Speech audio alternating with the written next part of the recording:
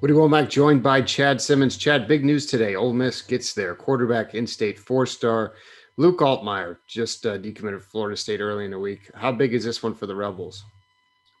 It's big, Woody. I think, Luke's one of the top quarterbacks, definitely in this part of the country in the South. I've seen him numerous times the last couple of years. You saw him at Elite 11, I believe, earlier as well this year. And obviously, it hadn't been the same in 2020, but we know he's a legit, what I would call a national type of recruit. He's a guy that can spin the football. And Lane Kiffin continued to recruit him.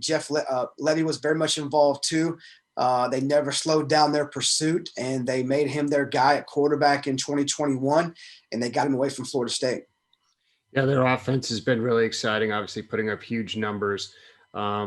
How big of a role did that play in kind of what looks like programs going two different directions, especially with how rough it's been for Florida State?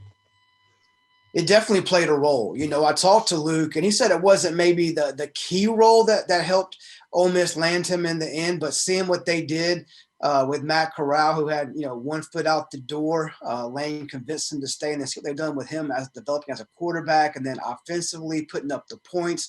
Luke was at 2 games this year, the Egg Bowl recently, and then South Carolina. In both games, Ole Miss offense really put on a show, and that definitely caught his attention. So I think seeing just the development of Matt Corral as much as anything, and then just the offensive philosophy, what they do with quarterbacks, they move them around. You can run some, you can throw the ball down the field, you spread the ball around. That definitely was a big part of it. But I think even he said himself, Ole Miss being an in-state school, and then 2020 happening with no visits, him visiting Oxford in the past, his sophomore and junior year, to kind of give him a feel for the environment, the campus, what it's like in Oxford, played a role in this also.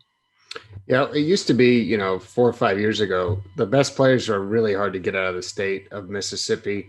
Obviously, both programs were down, had new coaches. Do you think this is the start of the wall going back up around the state, and elite guys, not being able to get away from Ole Miss and Mississippi State? Yeah, I still think the majority or the bulk of the solid players stay home, just because Mississippi's different, man. It's like a state in the South, but it's like its own place out there. I mean, it's just different there in that state. I've covered it for so many years. You've been there many times. It's just different. And but yeah, I think what Lane has done this season, specifically offensively, with skill guys, showcasing receivers, running backs, quarterbacks, putting points on the board, making things exciting.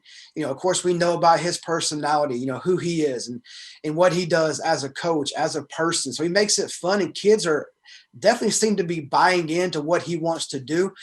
So I do think it's a very good start for Lane. He has to keep, I think, the biggest key for anyone, whether it be Mississippi State or Ole Miss, is you have to win and show progression on the field. If you do that again next year with Lane Kiffin, I think good things could happen for them moving forward. All right. For more coverage of Luke Altmyer's commitment to Ole Miss, be sure to check out rebelgrove.com. Thanks, Chad.